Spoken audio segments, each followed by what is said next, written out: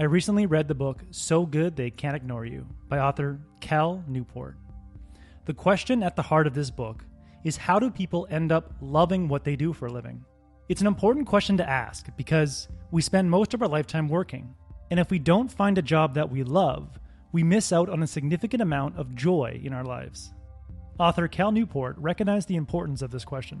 So, before starting his career as a computer science professor, he interviewed people who loved what they did for a living.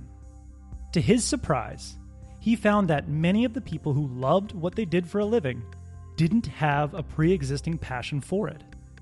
It appeared that over the years, as they got more experienced and more competent at their jobs, their passion grew. This seems to go against our conventional wisdom. The advice we hear is follow your passion.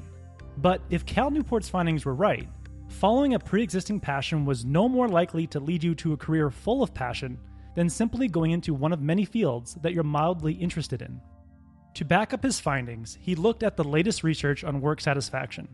He came across an extensive study by Yale researcher Amy Wierzynowski, who surveyed people across different professions to see who saw their work as a calling that they were passionate about and who saw their work simply as a job that paid the bills. She discovered that the same percentage of people across all professions identified their work as a calling after several years of experience.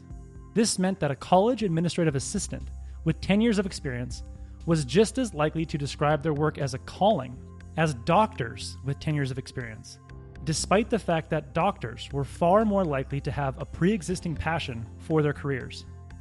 It turns out that the real reason why people are passionate about their work is that they routinely experience these three traits: creativity, control, and impact. Creativity means that you have an opportunity to improvise your work and implement your ideas. Control means you have some say over how, when, and where your work gets done. And impact means your work has a positive influence on your coworkers or customers. If you go into your career because you've always had a passion for it, but you fail to experience these three work traits, your passion will fade away, and you'll hate what you do for a living. Let's say you have a passion for writing, so you get a job at a local newspaper. After 10 years of coming in from 8 a.m. to 6 p.m. 5 days a week, the editor is still telling you what to write about, and then buries your work in the back of the newspaper where nobody reads it. In this situation, I doubt that you could sustain your passion for writing. So if control, creativity, and impact are the keys to sustaining a level of passion in your work, how do you acquire these work traits? These three work traits are rare and valuable. If you want to attain them, you need to have a rare and valuable skill set. It's basic capitalism. If you want something rare and valuable, you need something rare and valuable to offer in return. So how do you develop a rare and valuable skill set? First, you scrap the passion mindset and you adopt a craftsman mindset. Cal Newport says that the passion mindset is problematic because it causes people to think, what can the world offer me? If a job isn't providing them with a sustained level of passion, they start looking for the next thing. This makes it really hard for them to gain valuable experience and build a valuable skill set. But a person with a craftsman mindset focuses on what they can offer the world. They dedicate themselves to constantly improving at their craft so they can be uniquely valuable to their team, their company, and their customers. They don't fret about a lack of passion at any given moment. They know that if they want to get better at their craft, the passion will fade from time to time. They don't ask themselves, do I have a passion for this? Instead, they ask themselves, will I love the process of getting better at this, despite how boring and tedious it might become? My decision to start making these videos wasn't necessarily based on a passion. Sure, I often feel a level of passion when I'm reading a new book, but my passion comes and goes throughout the long and tedious process of making these videos. The reason I ultimately pursued this path of making book videos on YouTube was my willingness to improve at the craft and develop a set of valuable skills. If my original goal was just to follow a passion, I would have stopped making these videos after a few months, when I felt my passion fade during the long, painstaking hours of making these videos. It's a good thing I scrapped the passion mindset and adopted a craftsman mindset. Otherwise, I wouldn't be able to provide the value I can provide today. The second step to becoming rare and valuable is taking on challenging projects that differentiate you from your peers and force you to develop rare and valuable skills. In the book, Cal Newport details a story of a design executive named Joe Duffy. Duffy worked for a large design firm after college and found it hard to differentiate himself from his peers. So he started volunteering for challenging projects that most people in his office weren't familiar with. A few of these projects involved international logo design.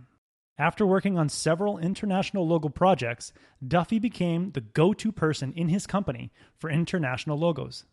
He was then recruited by another design firm to lead an international logo design group.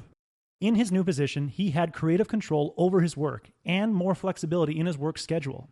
His passion skyrocketed, and in the years that followed, he started a design firm and had a significant impact on the design world.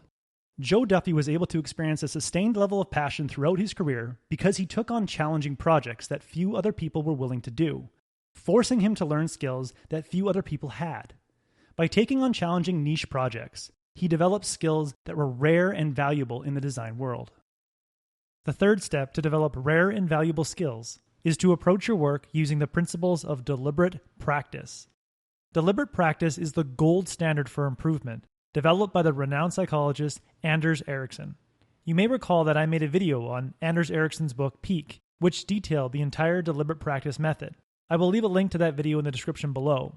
But for the purposes of this video, you want to incorporate the principles of deliberate practice into your daily work routine if you want to become rare and valuable.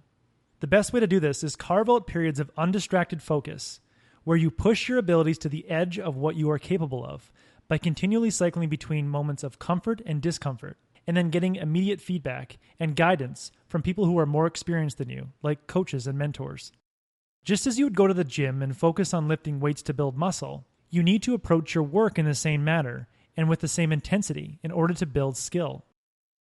So by adopting a craftsman mindset and taking on challenging projects, and then using deliberate practice to improve your abilities, you will quickly become rare and valuable within your team, your organization, and the marketplace. In fact, you'll be so good that no one can deny your request for more creativity and control over your work. And because your work is so damn good, you get paid well for it, and it has a significant impact on your coworkers and customers. When you unlock these 3 work traits, you can't help but say to yourself, wow, I love what I do for a living. That was the core message that I gathered from Cal Newport's book. It's a great read, and it's something I'd recommend to someone looking to make a career change. If you would like a 1-page PDF summary of insights that I gathered from this book, just click the link below and I'd be happy to email it to you. If you already subscribed to the free Productivity Game email newsletter, this PDF is sitting in your inbox. Thanks for watching, and I hope you have a productive week.